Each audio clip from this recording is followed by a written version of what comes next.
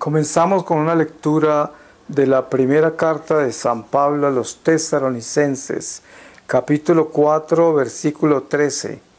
Esperanza. No queremos, hermanos, que ignoréis lo que se refiere a los que han muerto, para que no os entristezcáis como estos otros que no tienen esperanza. Porque si creemos que Jesús murió y resucitó, de igual manera también Dios, por medio de Jesús, reunirá con él a los que murieron. Así pues, como palabra del Señor, os transmitimos lo siguiente: nosotros, los que vivamos, los que quedemos hasta la venida del Señor, no nos anticiparemos a los que hayan muerto, porque cuando la voz del ángel, del arcángel y la trompeta de Dios den la señal, el Señor mismo descenderá del cielo, y resucitarán en primer lugar los que murieron en Cristo. Después nosotros, los que vivamos, los que quedemos, seremos arrebatados a las nubes junto con ellos al encuentro del Señor en los aires, de modo que en adelante estemos siempre con el Señor. Por tanto, animaos mutuamente con estas palabras.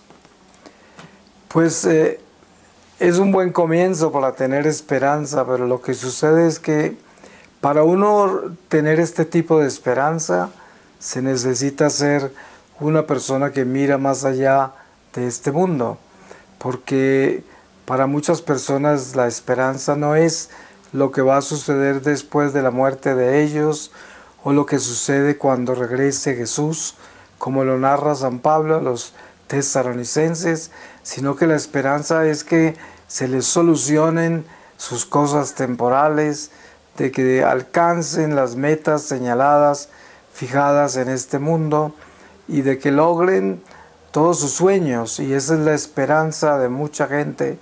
Y sorpresivamente nos encontramos con que es la esperanza de mucho católico que no ha trascendido con su fe. Entonces, ¿qué sucede? Cuando una persona se atreve a ser un católico espiritual, puede tener la esperanza de la vida eterna, puede comprender muy bien lo que está prometiendo San Pablo y sentir en el corazón ese descanso, ese alivio, que a pesar de todo lo que pasa en este mundo, nos esperan cosas grandiosas en el Señor Jesús, si nosotros somos fieles y vivimos de acuerdo a lo que Él nos reveló y obedecemos su ley, sus mandamientos. Entonces, cuando una persona no es así y es católica, obviamente está sujeta a los eventos del mundo natural, el mundo terrenal, y vive muy susceptible a todas las cosas que suceden, que están en contra de sus expectativas, y sobre todo las que le cambian sus planes, las que le entorpecen sus proyectos, las que le detienen su vida. Como ejemplo, podríamos tomar la pandemia, la cual vivimos hoy. Para mucha gente, la pandemia fue un detenerse de todos los proyectos en que estaban, toda la vida que vivían, y quedaron muy confundidos y deprimidos, inseguros, y obviamente que las consecuencias de la pandemia acarrean también problemas muy graves para muchas familias, económicos, de todas las naturalezas, porque somos parte de un organismo social, vivimos cada uno de nosotros unidos dentro de un conjunto de realidades en las cuales participamos y que en una forma u otra dependemos de ellas para todo. Y entonces cuando todo esto se interrumpe y la persona no es espiritual hasta el punto de trascender hacia la vida eterna, entra el miedo, el miedo, y el miedo es parte del espíritu del mundo. El demonio tiene como, como presentación espiritual el miedo. Él produce miedo.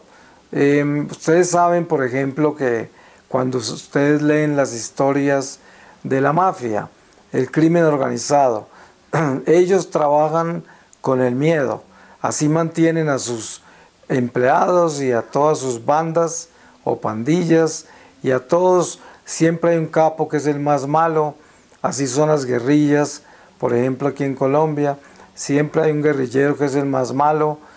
Hoy los tenemos en el Congreso y siguen atormentando a la gente y asustándolos para manejarlos con el miedo. Y el miedo entonces se convierte en la debilidad del hombre que no trasciende la vida natural, a pesar de practicar su religión.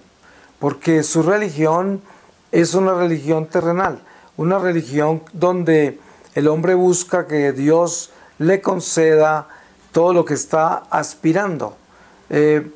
Y claro, Dios quiere que nosotros le pidamos lo que necesitemos, ¿cómo no? Él es un Dios bueno y misericordioso, y también camina con nuestra historia terrenal.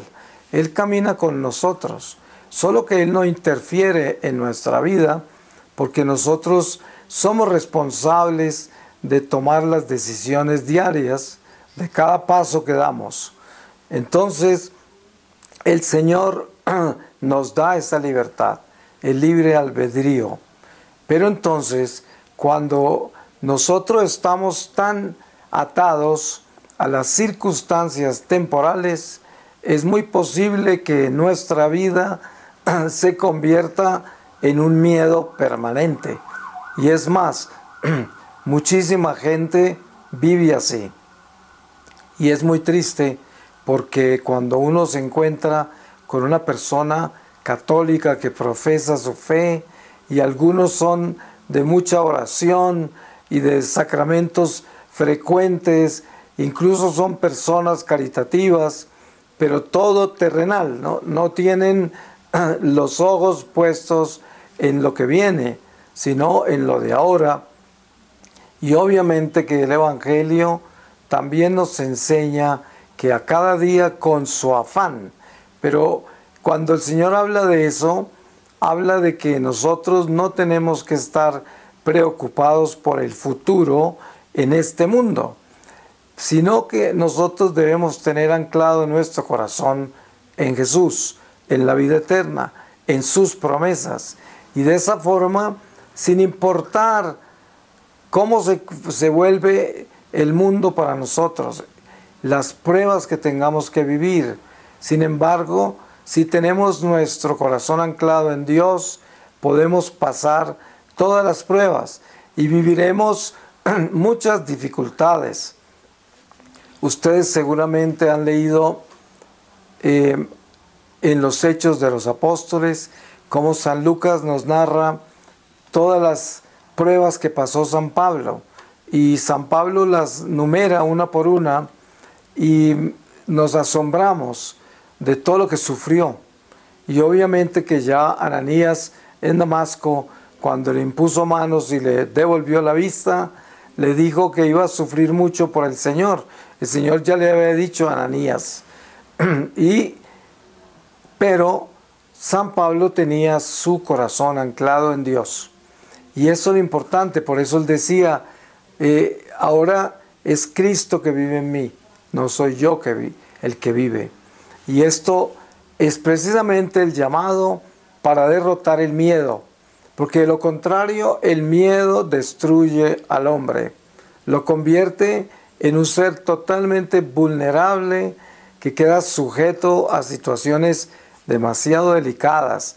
Muchas personas caen en tratamientos psiquiátricos delicadísimos, en muchas situaciones muy vulnerables donde el hombre pierde control de su vida y ya no puede defenderse por sí mismo y se llena de pesimismo, de negatividad, de desesperación, de angustias existenciales. Mucha gente de esta cae en todos estos mensajes milenaristas de los finales de los tiempos, en todas las conspiraciones que hay.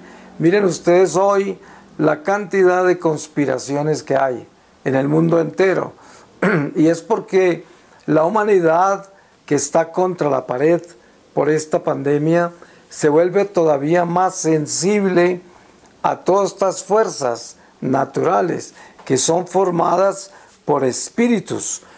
Porque como dice San Pablo, nosotros no batallamos entre carne y sangre, o sea, entre nosotros, sino con los espíritus que rondan los aires, potestades, poderes de las tinieblas. Y esto quiere decir que si uno cae en los poderes naturales, cae preso de ellos y lo desesperan con el miedo, con la inseguridad. Eso es lo que le inyectan. Entonces empiezan a buscar y caen víctimas de todo profeta falso, de todo vidente falso. Obviamente estoy hablando de católicos, ¿no? Estoy dirigiendo esta reflexión a un católico. Obviamente que también seguramente una persona que vea este video sin ser católico se pueda identificar de alguna manera. Pero el Señor nos muestra a nosotros la importancia que hay de elevarnos espiritualmente por encima de la realidad temporal. Eso no quiere decir que vamos a ignorar la realidad temporal. Eso no se puede. Nosotros debemos tener los pies en la tierra y el corazón en el cielo. Eso es, así nuestra mente actúa con la fuerza celestial y camina con esa esperanza y seguridad por un mundo cambiante, inseguro, un mundo lleno de sorpresas. Pero cuando se tienen la fuerza anclada en Dios, ya uno puede defenderse y no va a caer en depresiones, en inseguridades, en pesimismos. Va a caminar firme, con esperanza. Y eso es lo importante de tener claro. Si usted es un católico y en este momento la vida lo tiene sacudido y usted está lleno de miedo y usted está totalmente angustiado e inseguro, tiene que revisar muy bien su corazón y sobre todo su fe, porque eso quiere decir que su fe está tambaleando. Ustedes tal vez se acuerdan que hay un pasaje muy especial entre Jesús y San Pedro, y esto fue antes de su pasión, no mucho antes. Y Jesús le dice a San Pedro: ay, Pedro, Pedro, Satanás le ha pedido permiso al Padre para pasarte por el trillo, y yo le he pedido que no te permita perder tu fe. Cuando pases esta prueba, vete a testificarle a los tuyos. Y nos damos cuenta con esto que también tenemos muchas pruebas que el diablo solicita a Dios, y pruebas que nos van a formar, a santificar, a purificar, o que nos van a corromper y nos van a acabar, dependiendo de la fe. Y por eso ese pasaje es muy importante, porque Pedro era uno de los discípulos más importantes de Jesús. Y Jesús no le dijo a Pedro que él le dijo al Padre que no permitiera que Satanás lo tocara. No, es muy curioso que Jesús le anuncia a Pedro la zarandeada que le va a pegar el diablo, pero no le dice: pero no te preocupes que yo no voy a dejar. No, le dice: cuando pases por esa prueba, vete a testificar a los tuyos. Entonces, eso nos muestra a nosotros lo importante que es el distinguir esas dos vidas. La vida que está anclada en el mundo y en las cosas terrenales. O sea que usted depende de seres humanos. Usted depende de las cosas materiales, del dinero. Usted depende de sus proyectos, de sus sueños. De todo eso es su vida. Eso es lo que le da vida. Lo único que le da vida. Y todo lo tiene anclado ahí. Y si alguna de estas cosas no funciona, usted comienza a perder la fuerza. Y comienza a entrar en pesimismo. Y comienza a entrar en toda clase de depresiones, negatividad. Y claro, puede colapsar. Mucha gente colapsa. Porque uno no puede sostenerse simplemente de la naturaleza. Este mundo natural es un mundo pasajero y no nos da la suficiente fuerza para sobrevivir pruebas tan grandes como la que le puso Dios a Pedro. Pedro era un hombre que luchaba mucho por hacer lo que debía hacer y cometía muchos errores. Sin embargo, Dios permitió que él fuera probado así porque necesitaba meter en el horno para formarlo. Y nosotros no somos muy diferentes a Pedro. También somos hijos de Dios. Hemos recibido el mismo espíritu y pasaremos por la misma escuela que Pedro pasó. Cada uno de nosotros. Vamos a ser formados, vamos a ser educados en una forma específica para que podamos entrar a la gloria de Dios. Y esa formación es aquí, se da aquí en esta escuela de almas, porque esta vida terrenal no es más que eso, una escuela de almas, porque aquí es la primera etapa de una jornada eterna. Y esta es una etapa que, siendo temporal por la naturaleza caída, que tiene que resucitarse, sin embargo, es parte del camino, parte de la jornada. Esto está dentro del camino, pasar por acá, porque por eso nacimos acá. Yo le ponía un ejemplo una vez a unas personas sobre un niño que nació en la cárcel, porque su madre estaba presa y el embarazo lo tuvo durante su prisión. Y el niño nació ahí y vivió ahí unos años, porque creo que es limitado el tiempo que pueden quedarse ahí, dependiendo del país.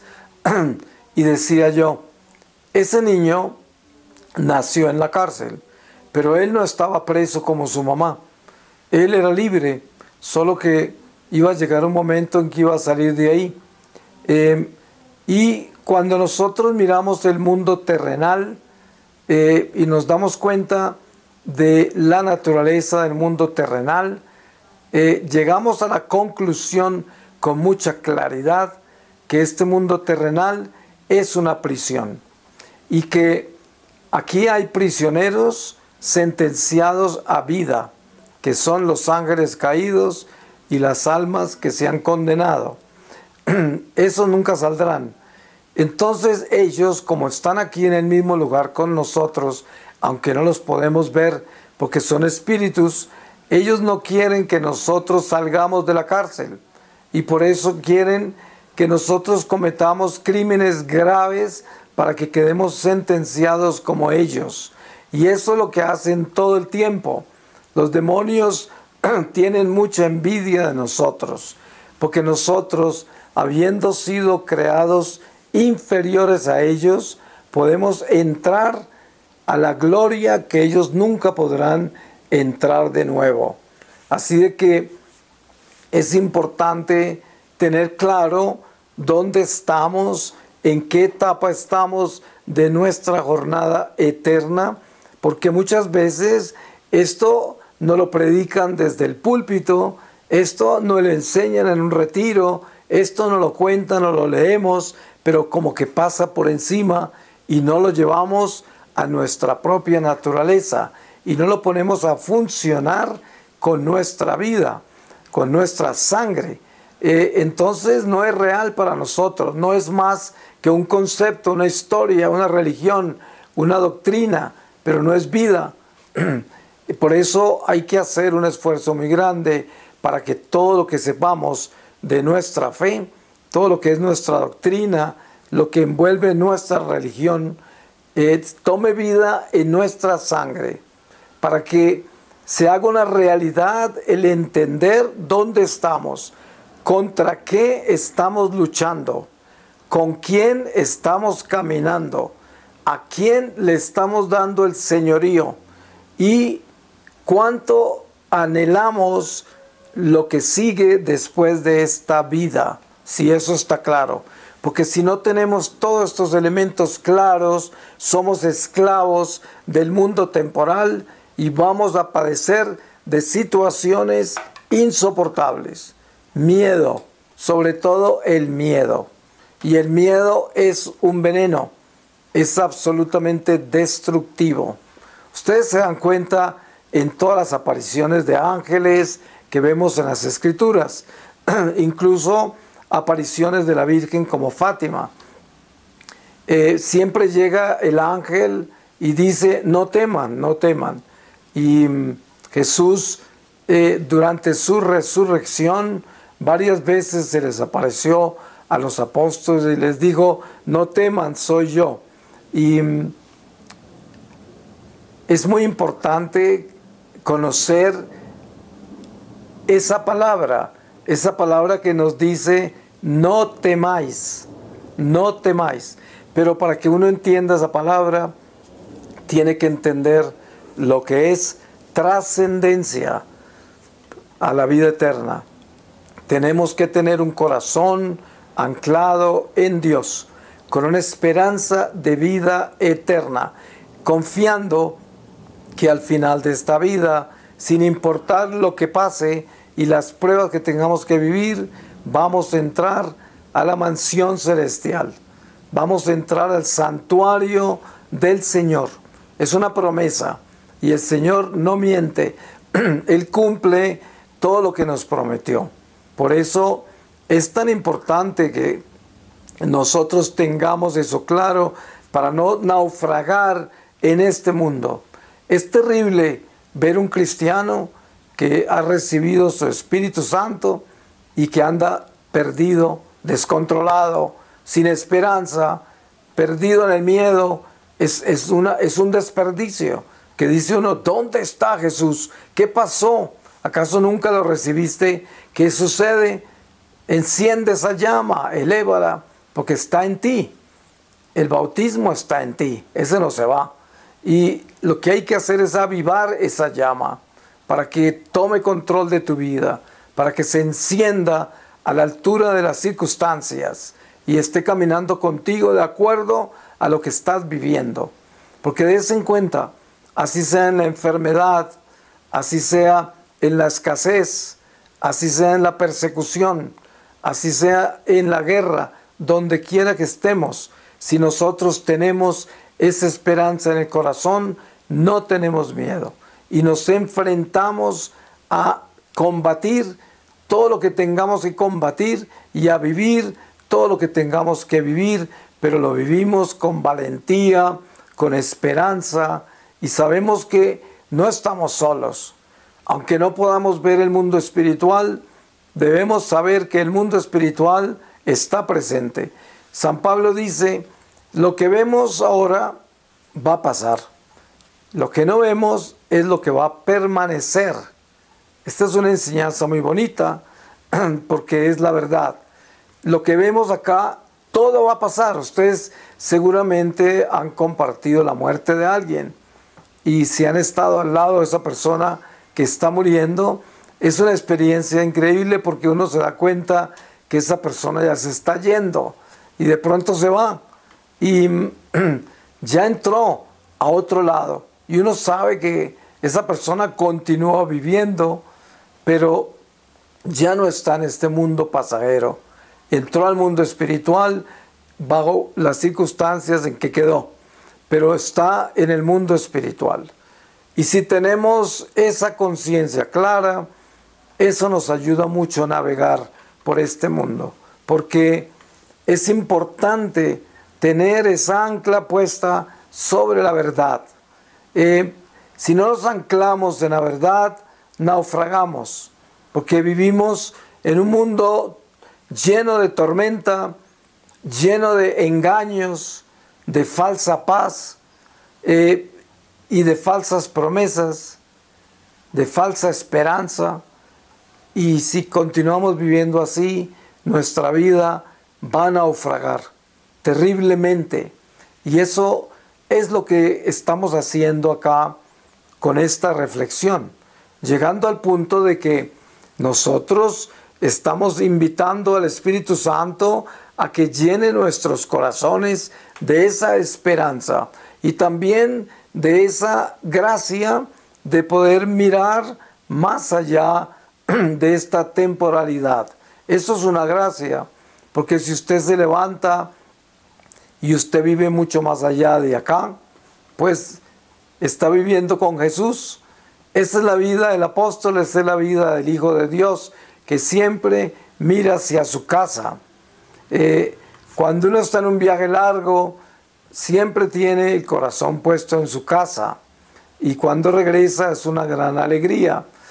Y eso pasa con todos nosotros que somos peregrinos de Dios, peregrinos del amor, porque estamos de paso, vamos hacia la casa del Padre, y si tenemos nuestros ojos puestos en Él, pues vamos a tener una vida muy diferente, porque a pesar de todo lo que suceda, usted no se va a doblar, usted no se va a llenar de miedo, por el contrario, usted se convierte en un instrumento de esperanza para los demás, en un mundo tan confuso como este.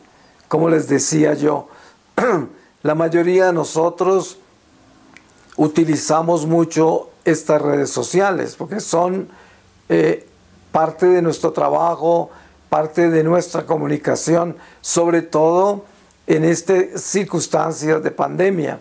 Y al mismo tiempo, mucha gente se conecta con muchas voces que no deben escuchar, y simplemente porque hablan en el nombre de Dios, porque son católicos, muchos son sacerdotes, cardenales, obispos, laicos muy conocidos, y resulta que son gente propagando mentiras, conspiraciones,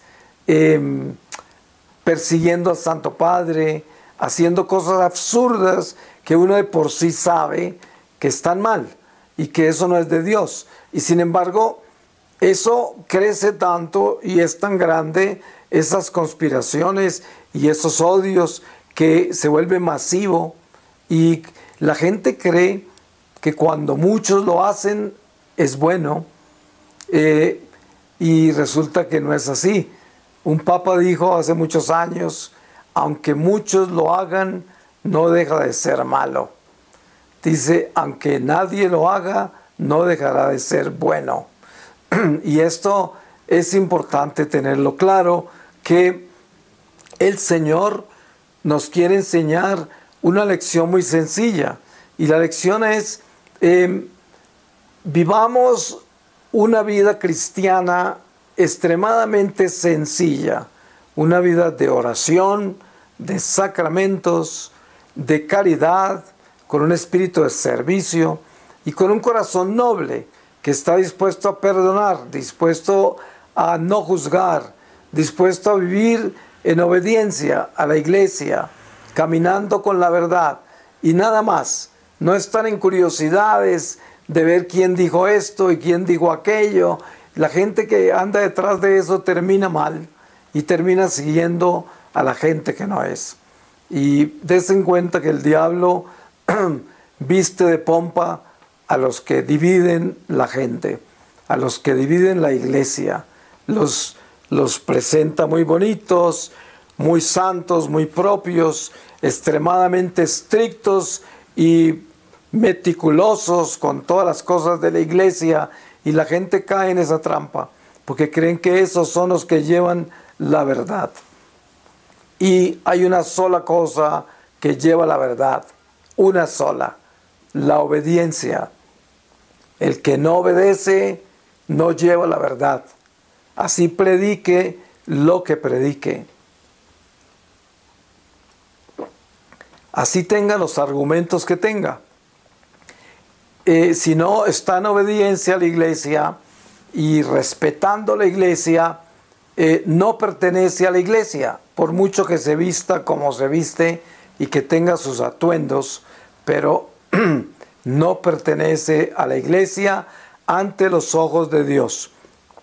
Y es una persona que estará en terribles situaciones ante el trono de Jesús en el momento de la muerte. Yo cuando los oigo hablar todas esas barbaridades, yo digo, Señor, ten misericordia, ¿qué irá a hacer de esta gente cuando te encuentre? Y así es, porque le hacen daño a mucha gente, confunden mucha gente, se llevan muchas almas con ellos. Por eso el miedo a este mundo produce esas cosas, porque la gente, la curiosidad y todo es parte de un miedo, es buscando a ver dónde está, qué pasó, siempre buscando algo. Cuando nosotros no tenemos que buscar nada ya lo encontramos. Se llama Jesús, no necesitamos buscar nada, no necesitamos buscar información de cuándo termina el mundo, cuándo pasa esto, cuándo pasa aquello, cuándo viene un cometa y se estrella con la Tierra. No hay necesidad. Ya encontramos nuestro tesoro. Nuestro tesoro es Jesús. Y por eso, si alguien no tiene eso claro y es un católico, está mal y necesita despertarse y necesita elevarse a esa realidad espiritual. Ya encontramos lo que necesitamos. No estén pendientes de tanta tontería, tanta conspiración. No hay necesidad. Miren, yo les aconsejo, lean Isaías 8:13, para que se den cuenta lo que dice el Señor sobre las conspiraciones y se darán cuenta lo absurdo que es. Por eso, démosle gracias a Dios que el Espíritu Santo es muy puntual y que siempre viene a darnos luz y que siempre nos acompaña. Y ustedes se dan cuenta que la forma en que el Espíritu Santo nos acompaña es con sencillez. El Espíritu Santo no es sofisticado ni es extraordinario. Él es amor, es sencillez, es pequeñez. La verdad es muy sencilla y la verdad es fácil, como decía Jesús. Mis mandamientos son fáciles, mi yugo es liviano. Pero Él se refiere al que obedece, al que cree, al que confía, al que tiene fe, a ese. Porque a ese todo se le dará y no lo embargará ningún miedo de este mundo. Si el miedo de este mundo nos embarga, naufragamos. Eso lo podemos tener muy seguro. Voy a terminar con una lectura de la palabra y les leo a ustedes del profeta Jeremías. En el capítulo 14, desde el versículo 1, dice: palabra del Señor dirigida a Jeremías con ocasión de la sequía. Judá está de duelo, sus puertas abatidas, rajadas por tierra, sube a lo alto el gemido de Jerusalén. Los nobles mandan a sus criados por agua. Estos van a los aljibes, pero no encuentran agua, y vuelven con sus cántaros vacíos. Llenos de vergüenza y de bochorno, se cubren la cabeza. Como el suelo está agrietado, porque no llovió en el país, los labradores están decepcionados, se cubren la cabeza. Hasta la sierva pare en el campo y abandona la cría, porque no hay pasto. Los onagros se quedan en las colinas peladas. Aspiran el aire como los chacales. Sus ojos languidecen porque no hay hierba. Si nuestras culpas testifican en contra nuestra. Señor, actúa en gracia a tu nombre. Es cierto que se multiplicaron nuestras infidelidades. Pues qué bueno que es leer todos estos pasajes para uno darse cuenta cómo es que Dios dialoga con su pueblo siempre y todas las pruebas que Dios le pone a la humanidad para que despierte, para que se forme, para que se eleve a Dios, para que se dé cuenta que esto se acaba en cualquier momento, que hay que estar preparados, que no podemos dejar de estar vigilantes para nuestra salvación eterna. Y todo esto es lo que debemos tener siempre al frente de nuestra atención. La vida es corta, pronto se acabará, y todo lo que hacemos ahora está moldeando nuestro futuro o lo está deformando. Por eso hay que tener una inmensa responsabilidad con nuestra vida. Pues que el Señor los bendiga y los haga muy santos a todos. Es el único camino. Y perdonen mi voz, que tengo una garganta un poco complicada hoy. Pero Dios los bendiga y gracias por la invitación. Mariano.